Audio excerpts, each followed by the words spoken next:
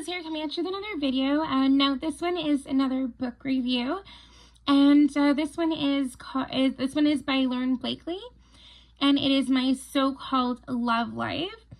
And I honestly thought this was really cute as a lover of romance type books, and I just thought it was really cute and kind of I feel like both of the protagonists in the book, they didn't really expect what was going to happen at the end of the book. I feel like too, both of them loved each other but didn't want to admit that they loved each other, even going back to the beginning of their writing partnership. And of course, when it came to Axel, he even went so far as to try to set Hazel up with one of his friends, or with his agent at the time, because he thought that he was her type, and that would be one way to sort of get over her, is by getting her with someone else. And of course that didn't help matters. That actually made things harder, and he didn't want to keep writing with her if they couldn't be together, and if he kept seeing her with the other guy, the guy that was that he ended up setting her up with, because it was just too hard, right? And so it ended up too that they had been writing a couple books together, and they ended up breaking off their partnership, but not the way you'd expect, right? So needless to say, when Axel ended up and leaving, Hazel really had no clue what had happened, and she didn't know why it had happened. And she thought that she did something wrong or something else, or maybe that she hated him, right? He hated her. But really, with what had happened and the way they left things, Hazel ended up hating but loving at the same time Axel, and she called him her nemesis. And at one point too, to get inspiration for a new book, Hazel ended up going to this new restaurant, coffee shop kind of thing, and where every table was a table for one, and you never knew who would be seated with you. And if your person who's going to sit with you wasn't seated in a certain time frame, then you would have to leave. You couldn't stay and eat your dinner either. You'd have to leave.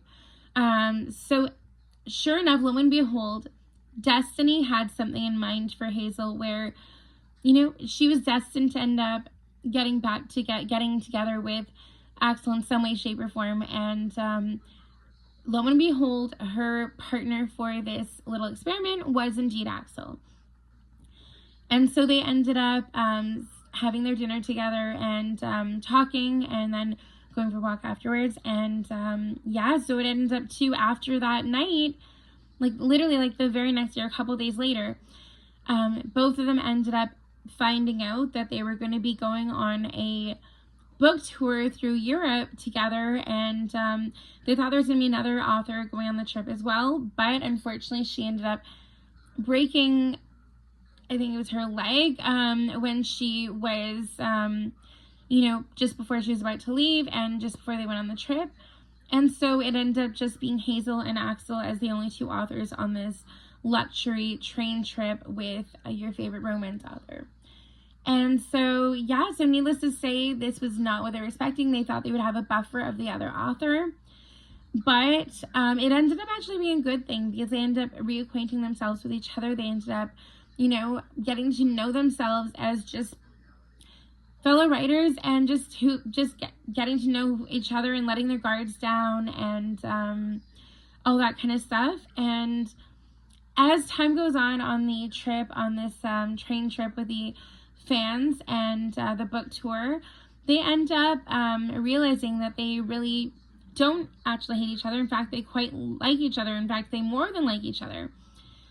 And I feel like sometimes in life, we've probably all been in a relationship where, where we didn't really know what the other person was thinking, or where we, thought that maybe they didn't like us, but they really did, but they were too shy to they were too shy to sort of say anything, or too shy to admit that they liked us like that. And also too, where, you know, maybe you're subconscious about things, or because, you know, people have been hard on you growing up, whether it be a parent or a teacher or something like that. And both Hazel and Axel had kind of, in a way, rough childhoods. And Hazel's dad was always hard on her mom and also on her sister and her. And Axel's dad was not an ideal father either. He was actually a con, and he would try to get Axel to take part in the cons that he was doing when Axel was just a kid. And so, of course, that all kind of melded together to make both of them feel like they were broken, and like that they were unlucky in love, or that they weren't meant to have things that maybe other people did have. And, you know, I mean, sometimes that one person you don't expect to be your person is just that. They're your person, right? And so during this trip, not only do they realize that they can be friendly and maybe even friends with benefits, or maybe something more, but they also decide to restart their writing partnership together. And it's just a really interesting journey along with them during the book tour through Europe. And of course, they go through Paris, they go to Rome, they also go to Copenhagen, and there's a lot of really interesting places they go. And the bookstores they go to, and the fans they meet, and the questions they get asked, it really gets them thinking. And also too, while they've been on this trip, they end up with new bits of inspiration due to, what they've seen and done on the trip. And yeah, I mean, it's just a really interesting story. There's a lot of ups and downs, with the characters coming to life of the fans of their books, and also too of Axel and Hazel themselves. And the PR person that's on the trip, she ends up finding love on the trip. And then it's all because of the fact that they came together on this book tour. And of course, if Amy was never there promoting Axel and Hazel, she would have never met this guy that ended up falling for her. And it's just kind of funny how sometimes when you're in the right place, the right time, things just click. And things can be just, better than you imagined. When sometimes you go on a trip, or you go and you experience something and you're dreading it at the start of it, and by the end you're like enjoying it, and you're actually dreading going home, or you're dreading like the end of this experience. And I feel like we've probably all had an experience like that, no matter what it is. Like for some people it could have been trying rock climbing for the first time. For someone else it might have been getting up on stage and singing. For another person it might have been going on a trip that you were worried about, or another person it might be you're having a relationship that you didn't know how to handle, or you felt like it was a hurdle for you.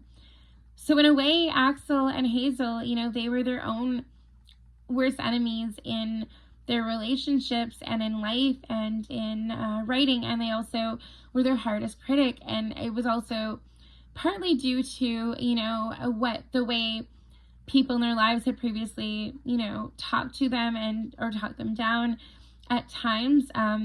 With Hazel, of course, as I said, it was her dad, and her mom actually experienced the same thing. And then of course, later on in life, when she left her dad, she ended up finding happiness again. And Hazel, her sister, and her mom had all gone through counseling because of the bad situation with her dad. And if you need to do that in life because you don't feel like yourself, or because maybe you feel like something in your life has impacted you negatively, definitely do not be afraid to do that. It does not mean you're weak. It does not make you lesser. It actually shows you're strong by like trying to get the support that that's out there, because you never know